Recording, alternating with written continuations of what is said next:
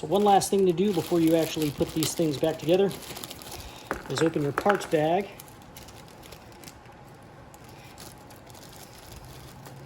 For your MOOG components, and you're going to find this little grease nipple in here. You're going to want to install the grease nipple, and then I always like to give it a little bit of extra grease because why not? So in an attempt to make this easier, I've got a 7mm socket here with a little shop rag shoved in there. That way the threads are going to stick out of the socket, and hopefully I can just thread this right in. These are not different sizes as far as I can tell. So it's just a matter of getting the thing started.